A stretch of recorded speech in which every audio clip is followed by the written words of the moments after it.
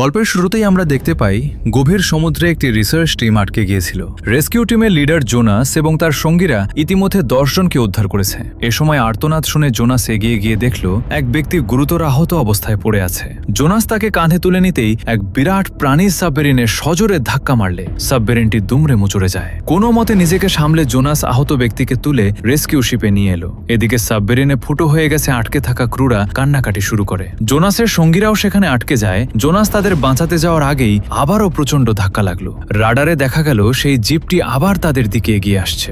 Jonas সঙ্গে সঙ্গে rescue শিপটিকে submarine থেকে আলাদা করে নিল। জোনাসের আশঙ্কা যে তারা ফিরে গেলে সবাই মারা পড়বে, ঠিক তখনই একটি বিকট বিস্ফোরণের সাথে পুরো সাবমেরিনটি উড়ে গেল। 5 বছর পর চীনের একটি কোম্পানি গভীর সমুদ্রে গবেষণা চালাচ্ছিল। তাদের টিম সমুদ্রের তলদেশে এক নতুন দুনিয়ার দরজা খুঁজে পেয়েছিল। কোম্পানির মালিক মিস্টার জ্যাং এজন্য মরিস নামের এক আমেরিকান বিলিয়নিয়ারের থেকে ফান্ড নিতেন। মরিস সেটা দেখতেই রিসার্চ সেন্টারে আসে। জ্যাং তার মেয়ে ও কোম্পানির চিফ মেরিন বায়োলজিস্ট সুয়েনের সাথে পরিচয় করায়। তার একটি ছোট্ট মিষ্টি মেয়ে ছিল যার নাম মেইং। তারা এই রিসার্চ স্টেশন মানার ভেতরে বিশাল আকারের তিমি মাছ পুষেছিল।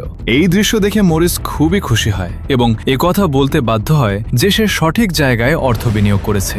গত মিশনে মৃত্যুর মুখ থেকে বেঁচে ফেরা ডক্টর হেলার এখানকার মেডিকেল অফিসার। সমুদ্রের গভীরে মিশনের পাইলট লরি টেলর নতুন দুনিয়াটি এক্সপ্লোর করার জন্য একদম রেডি হয়ে বসেছিলেন। তারা সমুদ্রের তলদেশ থেকে প্রায় 11,000 মিটার নিচে নেমে গিয়েছিল।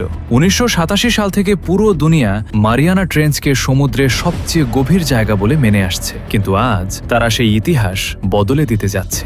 অনুমান করা হচ্ছে যে তাদের খুঁজে পাওয়া জায়গাটি আসলে বরফ নয়, বরং হাইড্রোজেন সালফাইডের একটি স্তর। ক্যামেরার মাধ্যমে লরি তাদের সঙ্গে কথা বলে তার সাথে থাকা তোশি এবং ওয়াল দুজনেই বেশ রোমাঞ্চিত ছিল।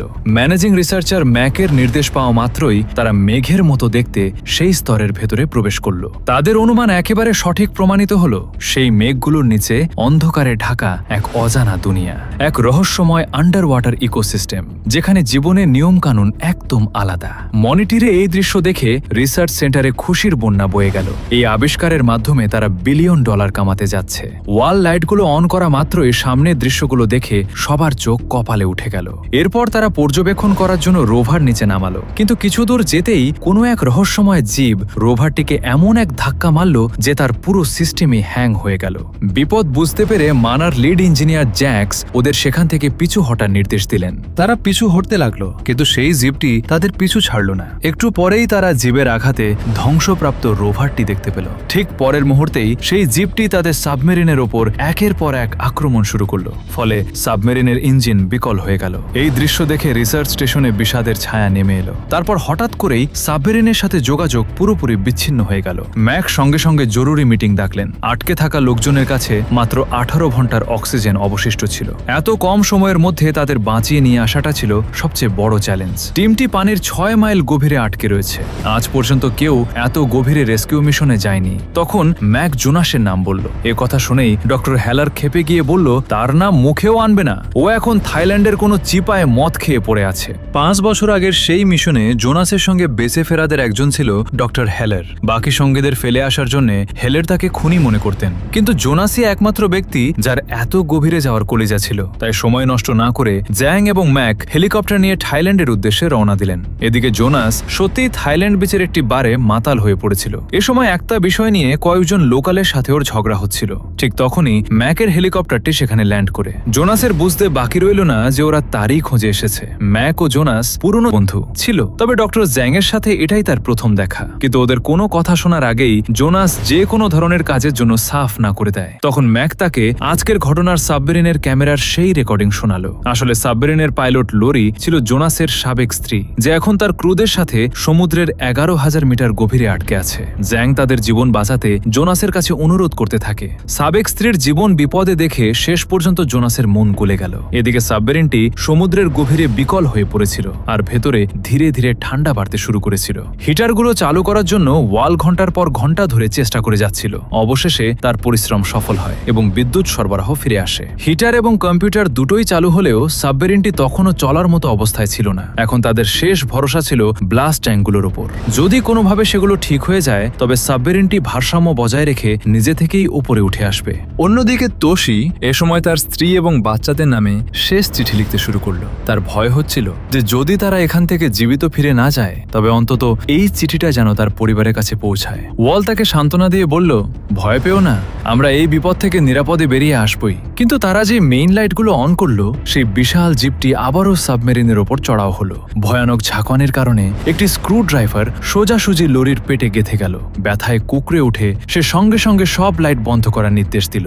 অন্যদিকে জ্যাক্স মনিটরে আবারও সাবমেরিনের আপডেট পেল। পুনরায় আক্রমণের কারণে অক্সিজেন ট্যাঙ্ক লিক হতে শুরু করেছিল। এখন তাদের হাতে মাত্র 2-3 ঘন্টা সময় বেঁচে আছে। একথা শোনা মাত্রই জ্যাংয়ের মেয়ে সুয়েন গভীর সমুদ্রে যাওয়ার সিদ্ধান্ত নিল। তার প্ল্যান হলো সে একটি গ্লাইডার নিয়ে নিচে যাবে এবং সাবমেরিনটিকে তার সাথে বেঁধে উপরে তুলে আনবে। স্টেশনের অন্যরা আপত্তি করলেও সুয়েন তাদের কোনো কথাই শুনল না। যাওয়ার আগে সুয়েন তার মেয়ের সাথে দেখা করল। তার ভয় হচ্ছিল যে হয়তো এটাই হবে তাদের শেষ দেখা। সে গ্লাইডার নিয়ে জলে নামার কিছুক্ষণ পরেই জোনাস সেখানে এসে পৌঁছা। জ্যাং যখন জানতে পারল যে তার মেয়ে একাই টিমকে বাঁচাতে বেরিয়ে পড়েছে, তার চিন্তা আরো বেড়ে গেল। সঙ্গে সঙ্গে জোনাসকে রেস্কিউ সাবমেরিনে পাঠিয়ে দেওয়া হলো। জোনাসের পানের গভীরে নামা গতি দেখে ডক্টর জ্যাং অবাক হয়ে গেলেন। আসলে জোনাস নিজেকে গরম রাখার লাইটগুলোর পাওয়ার কেটে দিয়ে সেই শক্তি মোটরে ডাইভার্ট করে দিয়েছিল, কিন্তু অতিরিক্ত চাপ এবং ঠান্ডার কারণে তার রক্তচাপ ক্রমাগত কমে যাচ্ছিল। ডক্টর হেলারের ভয় হচ্ছিল যে সে যে কোনো সময় অজ্ঞান হয়ে যেতে পারে, কিন্তু জোনাস পরিষ্কার জানিয়ে দিল যে সে তার স্পিড কমাবে না। এদিকে সুয়েন সফলভাবে হাইড্রোজেন সালফাইডের স্তর পেরিয়ে গেল। ম্যাক তাকে রেডিওতে জানালো যে একটি রেস্কিউ সাবমেরিন রওনা হয়ে গেছে এবং তার এখন আর ঝুঁকি নেওয়ার প্রয়োজন নেই, কিন্তু সুয়েনও পিছু হটতে অস্বীকার করল। এদিকে লরির ক্ষতে ব্যান্ডেজ করে দেওয়া হয়েছে। এর আগে তারা সিগন্যাল পাঠানোর যন্ত্রগুলো ছাড়া বাকি সবকিছু বন্ধ দিয়েছিল, তাই সুয়েন সিগন্যাল অনুসরণ করে খুব দ্রুত তাদের খুঁজে বার করল। সে তাদের আরো কাছাকাছি পৌঁছে ম্যাগনেটিক হুক শুট করতে চাইল, কিন্তু ঠিক তখনও সেই রহস্যময় জিপটি গ্লাইডারে সজোরে ধাক্কা মারল। সুয়েন কিছু বুঝে ওঠার আগেই একটি বিশাল আকারের অক্টোপাস তার গ্লাইডারটিকে চারদিক থেকে পেঁচিয়ে ধরল। তার ভয়ানক চাপে গ্লাইডারটি ভেঙে যাওয়ার উপক্রম হলো। সিস্টেম ক্রমাগত ওয়ার্নিং দিতে লাগলো। সে একদমই অসহায় হয়ে পড়ল। ঠিক তখনই হঠাৎ সেই অক্টোপাসটি কোনো এক অজানা ভয়ে গ্লাইডারটিকে ছেড়ে পালিয়ে গেল। আর তখনই প্রথমবারের মতো সেই বিশাল আকারের জিপটি সামনে হাজির হলো। সে আর কেউ না, অন্ধকার দুনিয়ার কোনায় লুকিয়ে থাকা সমুদ্রের সবচেয়ে ভয়ঙ্কর শিকারী ম্যাগলোডন। প্রাচীনকালের এক দানব আকারের শার্ক, যা লক্ষ লক্ষ বছর আগে সমুদ্রে রাজত্ব করত। পুরো দুনিয়া বিশ্বাস করত যে এই প্রজাতিটি চিরতরে বিলুপ্ত হয়ে গেছে, কিন্তু আজ ইতিহাস বদলে যেতে চলেছে। সুয়েনকে ঘিরে কয়েকটি চক্কর মেরেই জিপটি সোজা ওকে আক্রমণ করতে এগিয়ে আসলো। তাই জোনাস দ্রুত সুয়েনকে সমস্ত লাইট বন্ধ করতে বলল, কিন্তু সুয়েনের সিস্টেম তখন পুরোপুরি হ্যাং হয়ে গিয়েছিল, তাই সে লাইটগুলো বন্ধ করতে পারছিল না। অবস্থা বেগতিক দেখে শেষ জোনাস একের পর এক ফ্লেয়ার চালিয়ে মেঘকে নিজের দিকে আকৃষ্ট করল। এই যাত্রায় সুয়েনের প্রাণ বেঁচে গেল, কিন্তু তার গ্লাইডারটি মারাত্মকভাবে ক্ষতিগ্রস্ত হয়েছিল। তাই জোনাস ওকে দ্রুত ওপরে উঠে যাওয়ার নির্দেশ দিল। এরপর জোনাস নিজের সাবমেরিনটিকে লরির সাবমেরিনের সাথে যুক্ত করল এবং একে একে সবাইকে ওপরে নিয়ে আসতে লাগলো। ঠিক তখনই সেই বিশাল আকারের মেগলোডনটি আবার তাদের দিকে দ্রুত গতি দিতে আসতে লাগলো। শার্কটি তাদের সাথে ধাক্কা খেলে তারা প্রত্যেকেই মারা যেত। তাই তোশি নিজের লেখা চিঠিটি ওয়ালের পকেটে ঢুকিয়ে নিজেকে নিচের সাবমেরিনের ভেতরেই বন্দী করে দিল এবং সাবমেরিনের সমস্ত লাইট জ্বেলে দিল। বাধ্য হয়ে জোনাস তাকে ফেলেই নিজের সাবমেরিনটিকে আলাদা করে নিল। মেগলোডনটি তোশির সাবমেরিনের দিকে ছুটে গেল এবং বিরাট চোয়াল দিয়ে সেটাতে কামড় দেয়া মাত্রই সাবমেরিনটি বিকট শব্দে ব্লাস্ট হলো। তোশির এই আত্মত্যাগের বিনিময়ে বাকিদের জীবন বেঁচে গেল। সবাই নিরাপদে ওপরে ফিরে আসতেই তোশিকে ছেড়ে আসার জন্য সুয়েন জোনাসকে বকাবকি শুরু করলো। সে মনে করে যে জোনাস নিজের প্রাণ বাঁচানোর জন্য জেনে শুনেই তোশিকে ওখানে ফেলে দিয়ে এসেছে। জোনাস সাফ জবাব দেয়, তোশি আমাদের বাঁচানোর জন্য নিজের জীবন কুরবানি দিয়েছে। 5 বছর আগে যখন জোনাসের ঠিক এরকমই একটা কাজের জন্য সবাই ওকে ভুল বুঝেছিল, কিন্তু আজ ডক্টর হেলার নিজের ভুল বুঝতে পারেন যে জোনাস তখন সঠিক ছিল। তাই তিনি জোনাসের কাছে ক্ষমা চেয়ে নেন। তবে কিছুক্ষণ পরেই সুয়েনের রাগও কমে আসে এবং তখন রাগের বশে গাল মমত করার জন্য জোনাসের কাছে ক্ষমা চাইতে আসে। জোনাস আবার তখন কেবলই গোসল করে তোয়ালে পরে বের হয়েছে। জোনাস ওকে বলে ইটস ওকে, কিন্তু সেই সময় সুয়েনের নজর আটকে ছিল জোনাসের পেশিবহুল শরীরের উপর, আর তা দেখে ও একেবারে দিওয়ানা হয়ে যায়। হঠাৎ হুঁশ ফিরতেই লজ্জা পেয়ে সে রুম থেকে দৌড়ে বেরিয়ে যায়। ম্যাক আবার এটা দেখে সুয়েনের সাথে খুনসুটি করতে থাকে। এদিকে স্টেশনের মিটিং রুমে সবাই আলোচনায় বসলো। ওরা তোশির মৃত্যু আর মেগাডোলনের ইতিহাস নিয়ে কথা বলতে থাকলে মরিস বিরক্ত হয়ে বলে, আমি কি এসব করার জন্য আমার মিলিয়ন মিলিয়ন ডলার নষ্ট করছি? তোমাদের যদি সঠিক কোনো লক্ষ্য না থাকে তাহলে তোমাদের সরিয়ে আমি অন্য কাউকে দিয়ে কাজ করব। এক পর্যায়ে ওদের মধ্যে তর্ক বিতর্ক শুরু হয়ে যায়। জোনাস তখন এগিয়ে এসে বলে, আবার কেউ যদি সমুদ্রের গভীরতায় যাওয়ার বোকামি করে তবে আমি আর বাঁচাতে আসবো না। এ সময় ছোট্ট ছোট্ট মেইং একা একা খেলছিল। হাঁটতে হাঁটতে সে স্টেশনের কিনারে চলে এসেছিল। তখনই কাচের বাইরে তার নজর পড়তেই দেখলো সেই বিশালকায় হাঙরটি ওর দিকেই তাকিয়ে আছে। এরপর হাঙরটি একটুও সময় নষ্ট না করে তাকে গিলে ফেলার জন্য আক্রমণ করে বসলো। এটা দেখে মেইং ভয়ে প্রচন্ড চিৎকার করে উঠল।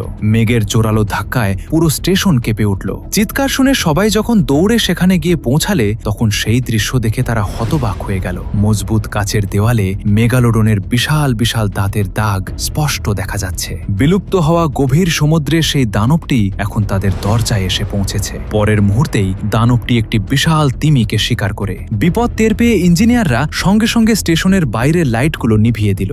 কিন্তু কেউ বুঝতে পারছিল না যে মেঘ ওই বরফ ঠান্ডা স্তর ভেদ করে ওপরে এলো কি করে।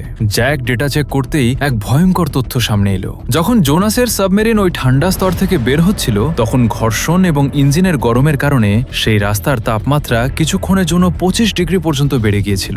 সেই গরম পথ ধরেই ওই মেঘটি উপরে চলে এসেছে। স্বস্তির ব্যাপার হলো যে সেই রাস্তাটি এখন আবার স্বাভাবিক তাপমাত্রায় ফিরে গেছে। অর্থাৎ এখন নিচ থেকে আর অন্য কোনো ভয়ঙ্কর প্রাণী উপরে আসতে পারবে না। এখন সবচেয়ে বড় চ্যালেঞ্জ হলো মেগালোডনকে কিভাবে থামানো যায়। ঠিক তখনই ওরা 20 মাইল দূরে একটি নৌকা দুর্ঘটনার খবর পেল। একটু পরে একে একে 3টি নৌকা ধ্বংসের নিউজ আসলো।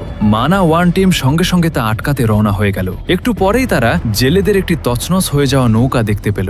মাছ ধরতে এসে ওরা মেঘের শিকারে পরিণত হয়েছে। আর মেঘ তখন কিছু দূরেই ঘোরাঘুরি করছিল। তাদের প্ল্যান ছিল মেগালোডনকে শার্ক কেজে আটকে বিষাক্ত কিছু প্রয়োগ করে চিরতরে খতম করে দেয়া। কিন্তু কেজ তৈরি করতে অন্তত 20 মিনিট সময় লাগবে। আর ততক্ষণে হাঙরটি তাদের নাগালের বাইরে চলে যাবে। মরিস পরামর্শ দিল যে তারা শার্কের লেজে ট্র্যাকার লাগিয়ে তাকে ট্র্যাক করতে পারে। কিন্তু সমস্যা হলো রাইফেলের রেঞ্জ কেবল 100 মিটার। যদি তারা নৌকা নিয়ে তার বেশি কাছাকাছি যায় তবে সেটিও বাকি নৌকাগুলোর মতো ধ্বংস হয়ে যাবে। একমাত্র উপায় হলো কাউকে পানিতে নেমে তার খুব কাছাকাছি যেতে হবে। কিন্তু এত বড় ঝুঁকি নিতে কেউ রাজি হচ্ছিল না। অবশেষে জোনাস কোমরে দড়ি বেঁধে পানিতে নেমে পড়ল এবং নিঃশব্দে সে মেঘের একদম কাছাকাছি পৌঁছে গেল। কিন্তু ঠিক তখনই সেই বিশাল প্রাণীটি গভীর পানিতে মিলিয়ে গেল। একটু পরেই সে আবারও দৃষ্টিসীমার মধ্যে আসতেই জোনাস নিখুঁত নিশানা করে তার লেজের ট্র্যাকারটি শুট করে দিল। কিন্তু ঠিক তখনই বিপত্তিটা ঘটল। কাজ শেষ হলে জোনাসকে দ্রুত জাহাজে আনার জন্য মেশিন অন করা হলো। এতে পানিতে তীব্র ভাইব্রেশন শুরু হয়ে গেল। আর সঙ্গে সঙ্গে হাঙরটি জোনাসকে দেখতে পেয়ে তার বিশাল মুখ হাঁ করে জোনাসকে ধাওয়া করলো। সঙ্গে সঙ্গে বোটের গতি বাড়িয়ে দেওয়া হলো। আর জোনাস যান বাঁচাতে দ্রুত সাঁতার কাটা শুরু করলো। অবশেষে দানবটি জোনাসকে নিজের খাবারে পরিণত করার আগেই সে লাফ দিয়ে নিরাপদে বোটে ফিরে এলো। অল্পের জন্য জোনাস প্রাণে রক্ষা পেল আর বাকি সবাই স্বস্তির নিঃশ্বাস ফেলল। এরপর ওরা একটি শান্ত এলাকায় পৌঁছালো এবং কেজ তৈরি করা শুরু করলো। এই কেজটি অত্যন্ত শক্তিশালী পলিকার্বনেট ধাতু দিয়ে তৈরি হয়েছে। জ্যাক্সের পুরো ভরসা ছিল যে মেঘ এটির কিছুই করতে পারবে না। এবার মেঘের মুখোমুখি হওয়ার জন্য সুয়েন নিজেকে প্রস্তুত করলো। জোনাস তার পরিবর্তে নিজে কেজে যাওয়ার চেষ্টা করলো। কিন্তু সুয়েন তার জিদে অটল রইল, কারণ সে ছিল একজন অভিজ্ঞ ড্রাইভার এবং আগেও বহুবার শার্ক কেজ নিয়ে সমুদ্রের গভীরে গেছে। সুয়েন গভীরে নামার পরে টোপ হিসেবে কিছু তাজা মাছ পামিতে ফেলে দেওয়া হলো। দেখতে দেখতে সেখানে ছোট ছোট শার্কের ভিড় জমে গেল। কিন্তু মেঘ আসার গন্ধ পেতেই সেই ছোট শার্কগুলো লেজ গুটিয়ে পালিয়ে গেল। ট্র্যাকার পরিষ্কার দেখাচ্ছিল যে মেঘ দ্রুত সুয়েনের দিকে এগিয়ে আসছে। সুয়েন চারদিকে দেখতে লাগলো কিন্তু ঘোলা পানিতে কিছু দেখতে পেল না। হঠাৎ মেঘ নিচ থেকে এসে কেজে জোরে ধাক্কা মারলো, তবে কেজের কোনো ক্ষতি হলো না। সুয়েন নিজেকে সামলে নিয়ে মেগালোডনের চোখে নিশানা করার সঙ্গে সঙ্গেই সে পানিতে মিলিয়ে গেল। একটু পরেই সেই বিশাল কায় দানবটি আবার ঘুরে এলো এবং পুরো কেজটিকেই নিজের চোয়ালে আটকে ফেললো। সে এতই শক্তিশালী ছিল যে কেজের সঙ্গে পুরো বোটটিকেই টেনে নিয়ে যেতে লাগলো। তার প্রচন্ড চাপে ক্রেনটি ডেকে পড়ে গেল আর উপস্থিত লোকজন অল্পের জন্য বেঁচে গেল। তবে এই সুযোগে সুয়েন মেঘকে বিষের ইঞ্জেকশন দিতে সফল হলো। কিন্তু সুই ফোটানো মাত্রই মেঘ আরো রেগে গেল এবং রাগে পুরো কেজটিকেই গিলে ফেরার চেষ্টা করলো। সুয়েন তখন কেজের ভেতর মারাত্মকভাবে ফেসে যায়। ওর বাইরে বের হওয়ার কোনো রাস্তা ছিল না। তখন জোনাস তাকে বাঁচানোর জন্য পানিতে ঝাঁপ দিল। সে তার ধরে সুয়েন পর্যন্ত পৌঁছানোর আগেই দানবটি পাগলের মতো চক্কর কাটতে লাগলো। বোটের ভারসাম্য নষ্ট হয়ে যায় আর জ্যাক্স ক্রেনের সঙ্গে ধাক্কা খেয়ে পানিতে পড়ে গেল। এবার দানবটি কেজ ছেড়ে জ্যাক্সকে নিজের খাবারে পরিণত করার জন্য দ্রুত এগিয়ে আসতে লাগলো। সে জ্যাক্সকে ধরার আগেই মরিস দ্রুত হাত বাড়িয়ে তাকে বোটে টেনে তুলল। এদিকে সুয়েনের অক্সিজেন মাস্ক ভেঙে গিয়েছিল। তখনই জোনাস সেখানে পৌঁছালো এবং কেজটি খোলার চেষ্টা করতে লাগলো। কিন্তু দরজা খোলার আগেই ভারী ক্রেনটি পানিতে ভেঙে পড়ে গেল। এবার ক্রেনের সঙ্গে কেজে বন্দি সুয়েনকেও সমুদ্রের গভীরে টেনে নিয়ে যাবে। ওরা তখন টোপ সহ অন্য আরেকটি ক্রেন পানিতে ফেললো এরই মাঝে জোনাস সময় মতো কেজের লক খুলে সুয়েনকে বাইরে বের করে আনলো। সুয়েন তখন অক্সিজেনের অভাবে একেবারে অজ্ঞান হয়ে পড়েছিল। ঠিক তখনই দানবটির টোপ গিলে আবার তাদের আক্রমণ করতে এগিয়ে গেল। ক্রেনের দড়িতে বেঁধে বোটের কিনারে দাঁড়ানো ওয়্যাল ভারসাম্য হারিয়ে সমুদ্রে পড়ে গেল। দানবটি জোনাস ও সুয়েনকে গ্রাস করতে যাচ্ছিল, ঠিক তখনই তার শরীরটি ক্রেনের হুকে আটকে গেল। তারপরেও সে ওদের খাওয়ার জন্য চেষ্টা করতে থাকলো, কিন্তু কিছুক্ষণের মধ্যেই সূচের বিষের প্রভাব তার পুরা শরীরে ছড়িয়ে পড়ল এবং সেই বিশালকায় দানবটি চিরকালের জন্য শান্ত হয়ে গেল। এরপর জোনাস সুয়েনকে দ্রুত বোটে উঠিয়ে প্রাথমিক চিকিৎসা দিয়ে ওর জীবন বাঁচায়। জোনাসের এই অবিশ্বাস্য বীরত্বের পর সুয়েন ওর ওপর আরও আকৃষ্ট হয়ে পড়ল। ওরা মৃত দানবটিকে বোটে তুলে আনলো এবং সবাই বিজয়ের উৎসব করছিল। ওয়েল, ওই মৃত মনস্টারটির সঙ্গে মজা করে ছবি উঠাচ্ছিল, তখন তাকে শার্কের ভয় দেখিয়ে পানিতে ফেলে দেওয়া হলো। কিন্তু তাদের বিন্দুমাত্র ধারণা ছিল না যে এই মজা কতটা মারাত্মক হতে চলেছে। তখনই সেই মৃত শার্কের চেয়েও বিশালকায় মেগালোডন পানির নিচ থেকে বাইরে বেরিয়ে এলো এবং এক ঝটকায় ওয়েলকে জ্যান্ত গিলে খেলো। এরপর সে মৃত শার্কের ওপরও আক্রমণ চালালো। দানবটির জোরে ধাক্কায় তাদের বোটটি উল্টে গেল। হঠাৎ এই আক্রমণের ফলে সবাই পানিতে পড়ে গেল এবং প্রাণ বাঁচানোর জন্য এদিক ওদিক হাত পা ছুটতে লাগলো। হুড়োহুড়িতে জ্যাং গুরুতর আঘাত পেল এবং সাঁতার কাটতে সম্পূর্ণ অক্ষম হয়ে গেল। তখন জোনাস দ্রুত তাকে পানি থেকে উঠিয়ে উল্টে যাওয়া বোটের ওপরে তুলে দিল। অন্যদিকে ডক্টর হেলার এবং জ্যাক্স ঢেউয়ে টানে বোট থেকে অনেক দূরে চলে গিয়েছিল, আর সেই দানব শার্কটি তাদের ঠিক কাছেই ঘুরে বেড়াচ্ছিল। এটা দেখে জ্যাক্স আশা ছেড়ে দিয়েছিল। তার বিশ্বাস ছিল যে বোট পর্যন্ত পৌঁছানোর আগেই শার্ক তাদের চিরতরে শেষ করে দিবে। ঠিক তখনই ডক্টর হেলার একটি সিদ্ধান্ত নিলেন। তিনি জ্যাক্সকে বাঁচানোর জন্য চিৎকার করে শার্কটিকে নিজের দিকে আকর্ষণ করতে লাগলেন। চোখের পলকে শার্কটি তাকে গিলে খেল। তার এই আত্মত্যাগের কারণে জ্যাক্সের প্রাণ বেঁচে গেল। মরিস স্যাটেলাইট ফোনের সাহায্যে রেস্কিউ টিম ডাকলো, কিন্তু এদিকে বোটটি ধীরে ধীরে ডুবতে শুরু করেছে। এরপরে বেঁচে থাকা বাকি লোকজন লাইফ বোটে চড়ে সেখান থেকে পালাতে লাগলো, কিন্তু দানব বাকার মেঘ তাদের পিছু ছাড়ল না। ঠিক তখনই উদ্ধারকারী দল হেলিকপ্টার নিয়ে সেখানে পৌঁছে গেল। তারা শার্কের ওপর ট্র্যাকার লাগালো এবং তার ওপর এলোপাথারি গুলি চালাতে শুরু করলো। তুমুল আক্রমণের কারণে মেঘ ডুব দিয়ে সমুদ্রের গভীরে মিলিয়ে গেল। তারা দ্রুত রিসার্চ স্টেশনের দিকে ছুটতে লাগলো, কিন্তু গন্তব্যে পৌঁছানোর আগেই জ্যাং শেষ নিঃশ্বাস ত্যাগ করল। স্টেশনে পৌঁছা মাত্রই মরিস পুরো ঘটনার বিবরণ চীনা সরকারকে জানালো। এবার সেই বিশালকায় দানবটিকে শেষ করার দায়িত্ব সরকার নিয়েছিল। এসব জানিয়ে মরিস সেই রাতেই সেখান থেকে রওনা হয়ে গেল, কিন্তু তার মাথায় ছিল অন্য প্ল্যান। সে মানাওয়ান টিমকে ধোঁকা দিয়ে একা একা মেঘ শিকার করতে বেরিয়ে পড়েছিল। তার ভাড়া করা সেনারা মেঘকে বোমা দিয়ে উড়িয়ে দেওয়ার প্রস্তুতি নিচ্ছিল। দ্রুতই তারা পানিতে আলোড়ন দেখতে পেল এবং নিশানা করে বোমা বিস্ফোরণ ঘটালো। তারা মনে করেছিল যে কাজ শেষ, কিন্তু কাছে যাওয়ার পর দেখলো যে তারা ভুলবশত একটি তিমিকে মেরে ফেলেছে। আসল মেঘটি পাশেই ঘোরাফেরা করছিল। তাকে দেখেই মরিসের ভীরু সঙ্গীরা বোটটি ফুল স্পিডে পালিয়ে গেল আর মরিস পানিতে পড়ে গেল। তখনই বিশালকায় মেঘটি তাকে শিকারে পরিণত করল। পরের সকালে স্টেশন ছাড়ার প্রস্তুতি নেওয়ার সময় ম্যাক তার সকল সোর্সের সাথে কথা বলতে গিয়ে এই সত্য জানার পরে ওর রাগে ফেটে পড়ল। আসলে চীনা সরকারের এ বিষয়ে কিছুই জানা ছিল না। এখন সবাই বুঝতে পারল যে এই আবিষ্কারটি গোপন রাখার জন্য মরিস তাকে নিজেই মারতে চেয়েছিল, কিন্তু তার ব্যর্থতা এবং দেরির অর্থ হল হাজার হাজার নিরীহ মানুষের মৃত্যু। এদিকে মরিসের সঙ্গে কোনো যোগাযোগও করা যাচ্ছিল না। তাই আর দেরি না করে জোনাস সঙ্গে সঙ্গে টিম তৈরি করলো এবং মেঘকে শেষ করার জন্য রওনা হয়ে গেল। ট্র্যাকার অনুযায়ী সেই দানবাকার হামরটি সানিয়া বের দিকে যাচ্ছিল। সেখানকার বিচ সবসময় পর্যটকদের ভিড়ে গমগম করে। ধারণা করা হচ্ছে যে শার্কটি মাত্র 20 মিনিটে সেখানে পৌঁছে যাবে, অথচ ওদের পক্ষে এত দ্রুত সেখানে পৌঁছানো অসম্ভব ছিল। তখন সুয়েন একটি মাস্টার প্ল্যান তৈরি করলো। তারা দূর থেকে তিমির আওয়াজ সৃষ্টি করে তাকে নিজেদের দিকে আকর্ষণ করবে, তারপর তাকে কম গভীর এলাকায় নিয়ে গিয়ে খতম করে দিবে। অন্যদিকে সানিয়া বে বিচে মানুষ নিশ্চিন্তে সমুদ্রে আনন্দ করছিল। তাদের বিন্দুমাত্র ধারণা ছিল না যে মৃত্যু তাদের কত কাছাকাছি। যেই দানবটি হানা দিল সেখানে হুড়াহুড়ি শুরু হয়ে গেল। দেখতে দেখতে বহু মানুষ সেই দানবের শিকারে পরিণত হলো। ধ্বংসলীলা আরো ভয়াবহ হতে পারত, কিন্তু ঠিক তখনই মেঘটি তিমির আওয়াজ শুনতে পেল এবং তার শিকার ছেড়ে সেই দিকেই ঘুরে গেল। সুয়েনের মাস্টার প্ল্যান সফল হলো। তারা সেই বিশালকায় দানবটিকে নিজেদের বেছে নেওয়া জায়গায় টেনে নিয়ে আসলো। সুয়েন এবং জোনাস দানবটিকে খতম করার জন্য নিজেদের গ্লাইডার নিয়ে অত পেতে বসেছিল। হঠাৎ মেঘটি সুয়েনের পাশ দিয়ে দ্রুত গতিতে পার হয়ে যাওয়ার ওকে বাধ্য হয়ে পেছনে হটতে হলো।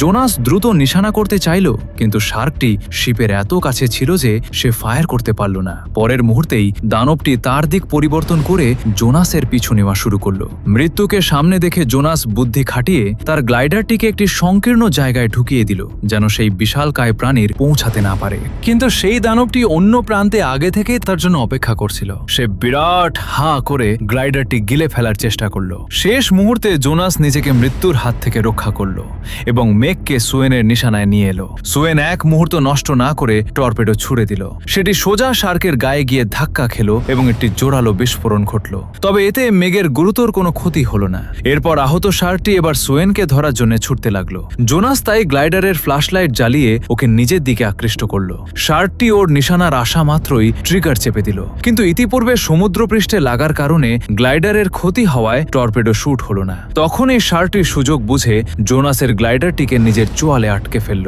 তবে এই যাত্রায়ও জোনাস তার কবল থেকে রক্ষা পেল। তখন আকাশে কয়েকটা হেলিকপ্টার ওদের এই লড়াই ভিডিও করছিল। হঠাৎ দুটি হেলিকপ্টার একে অপরের সঙ্গে ধাক্কা খেল। তাদের মধ্যে থেকে একটি নিয়ন্ত্রণ হারিয়ে শিপের ওপরে পড়তে লাগলো। প্রাণ বাঁচাতে শিপে উপস্থিত সবাই পানিতে ঝাঁপিয়ে পড়ল। পরের মুহূর্তেই সেই হেলিকপ্টারটি শিপের ওপরে ক্র্যাশ করলো।